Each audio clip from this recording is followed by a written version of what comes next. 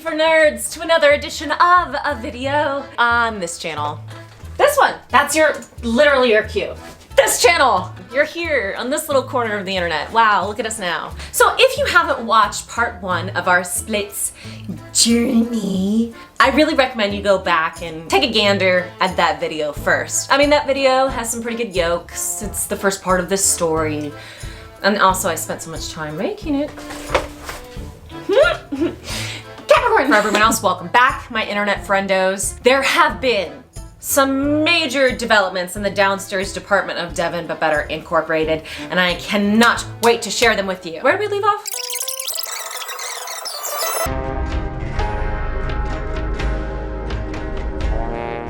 So around the 3rd week of this journey, I started to experience a little bit of knee pain. Now, growing up, my dad was a basketball coach, and he instilled in me a very firm belief that you walk it off. However, when it comes to knees, that is not the case. You only have one set of knees, people. And have you heard of backwards knees? Not fucking around with backwards knees, y'all. You don't want that. I don't want that. So I signed myself up to see an orthopedic surgeon just in case. Okay. I'm not really expecting an award or anything, but I do think it's a big deal that I was able to go to the doctor directly after I felt the pain, that I was so responsive. Typically when I get hurt, I wait until the very last possible second to go see a doctor because I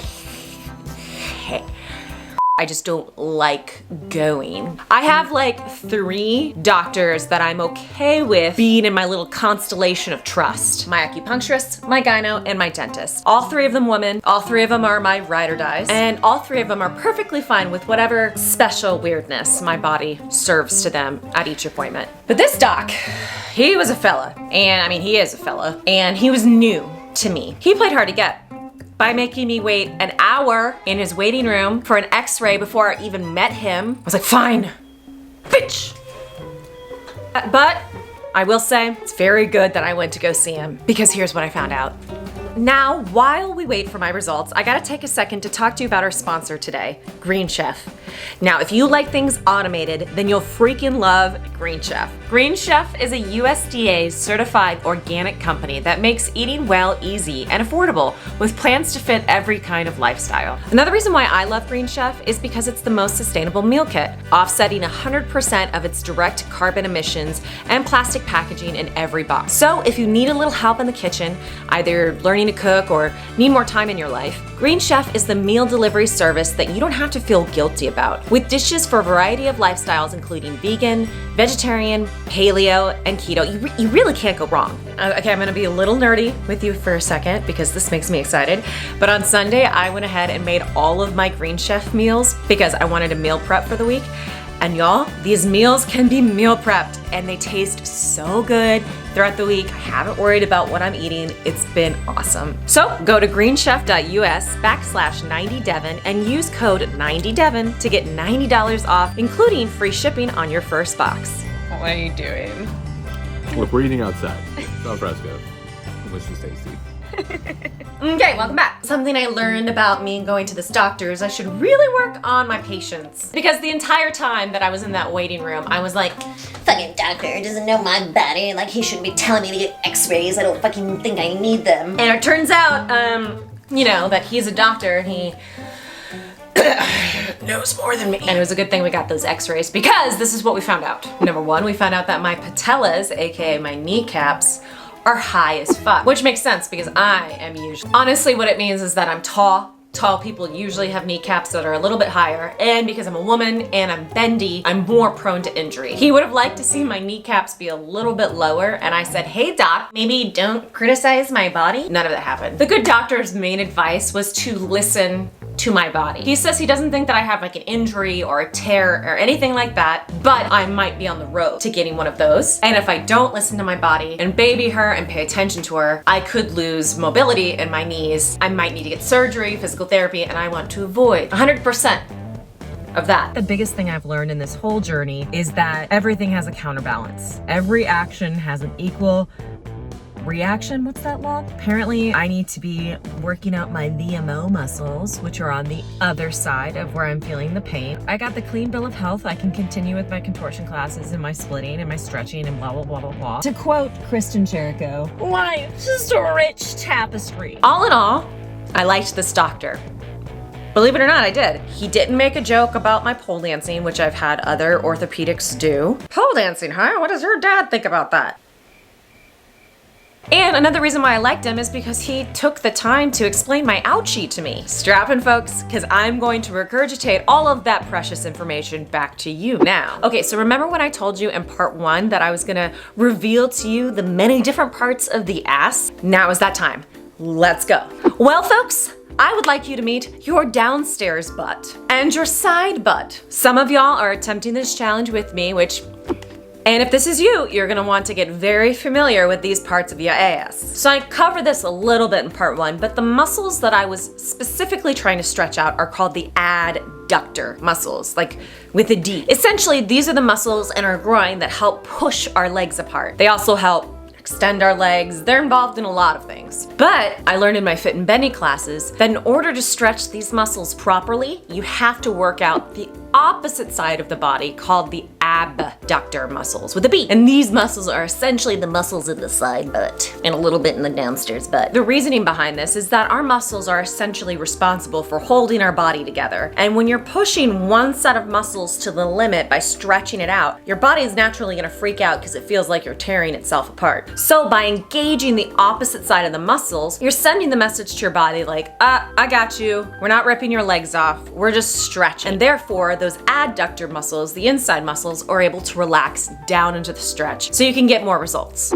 Try to feel where the work is. Is it in your quads or is it in your outside butt? If you put your focus in your outside butt, can you get that outside butt to work more?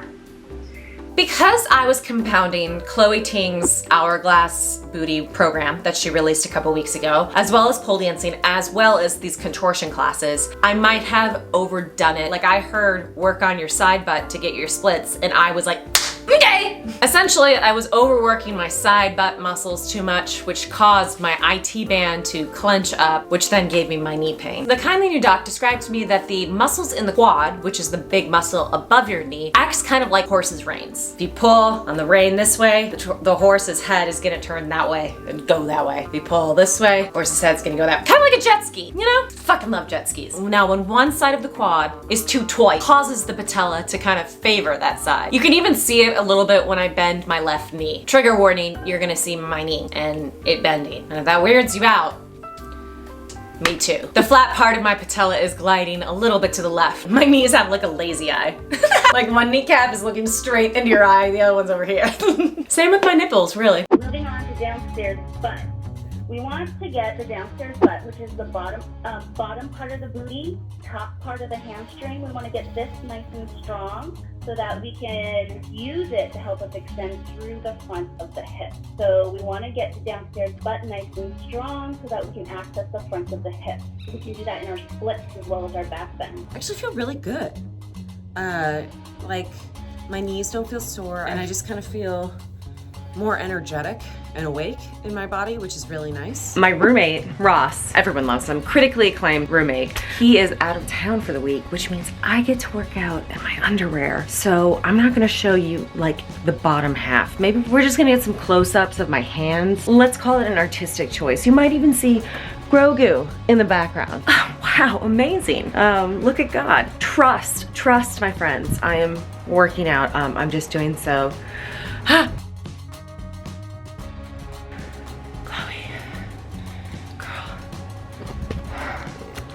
You and me both, sis.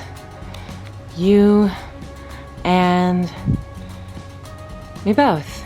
Time to return to my bullshit with Child Prodigy Anna McNulty. Created a playlist for you guys with a couple of my other stretching routines that can help you get closer to your middle splits in case you want to add one of those onto this video as well. But I just realized that my right foot touched, like my heel went down in my downward facing dog. When they say in a yoga class to pedal your dog, it's like, geeky. Like I'm like, here and I go beep beep. But I was easily, I'm just getting started. I was easily just now able, here, I'll show you. I'll just do it for you, watch.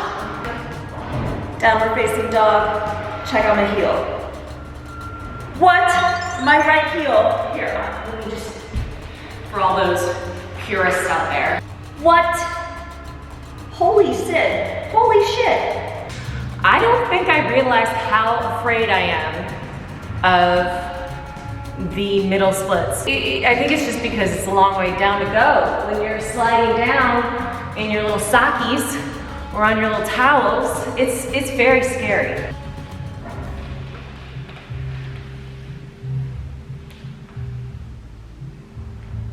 Roll through, baby, roll through.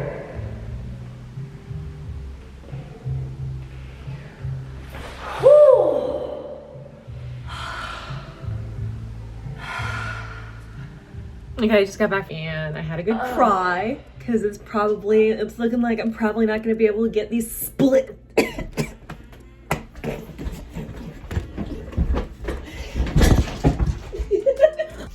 Mess. And I had a little cry because I just realized I'm probably not going to be able to get this body challenge. But that doesn't mean I'm going to stop doing what I'm doing. I mean, I'm not gonna get this body challenge in a month, but that doesn't mean I'm never gonna get it. At a certain part in this journey, I had to ask myself, what's more important? Succeeding in this challenge for YouTube clout, or preserving my knees so I can continue to pole dance, which has been my church, my therapy, and the thing that has kept me rooted into this earth and not fully going off the deep end and becoming Drusilla from Buffy the Vampire Slayer. I am always 3 heartbeats away from becoming a live action Drusilla. Bitch is crazy and the undead, and that resonates with me. I don't want y'all, my community, my viewers, to be like, why didn't we watch this then? But you know what's kept me buoyed up and it made me feel like this hasn't been a total sham or a waste of everyone's time are your comments. The comments that tell me that you're trying these challenges along with me. Also, when I was faced with failure, I had this question to myself, which was, why did I want to do this challenge to begin with? Like, I already have my splits. Why does it matter for me to get my middle splits and then like my split roll through? And after some reflection, and sorry guys, we're about to get a little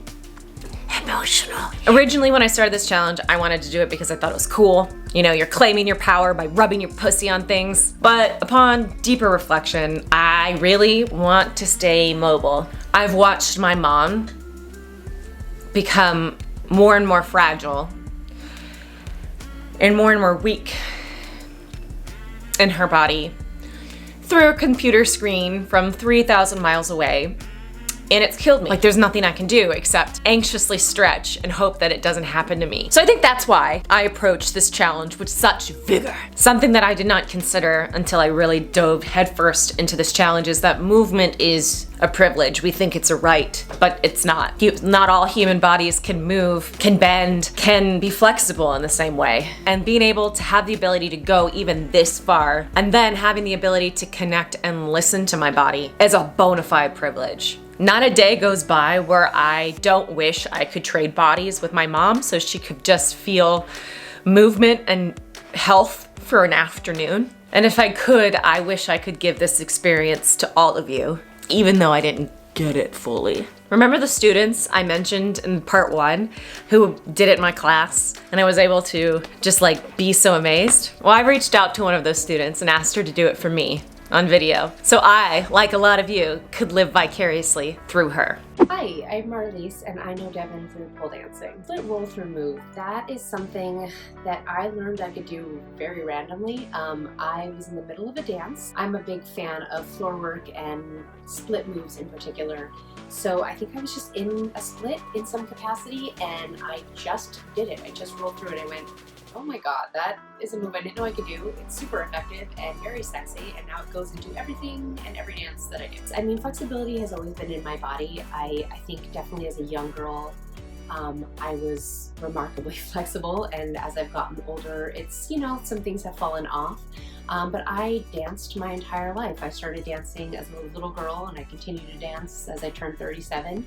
And I think dance puts flexibility into your body really well. There are times when my body feels like I can do anything. And then there are days where, you know, I feel like anybody can attest to this. You sleep wrong and your leg hurts. Like, I don't really understand how the body works, but sometimes that's how it works. Sometimes there are just days where I don't have my split, or my hip doesn't want to turn, or my hamstring has had its, you know, it's reached its limit. Isn't she so amazing? Anyways, y'all, that's it for me. I will still be taking fit and bendy classes, so if you take Intro to Contortion with Lily or Lena, you might see me in those classes. Sign up with them because they are so excellent. Also, check out Anna McNulty's channel. She's helped me so much in this journey, and all of the chiropractic and kinesiology videos. Thank you so much for sharing your information and your education online. I love open source knowledge, so thank you, thank you, thank you. You can find their links to their channels in the description box below. Tune in next week, y'all. I've got some exciting announcements, and also, bitch, we're gonna be in April soon. Like, well, actually, when this video comes out, it will already be April. What? Thank you for being on this silly ride with me. See you next week.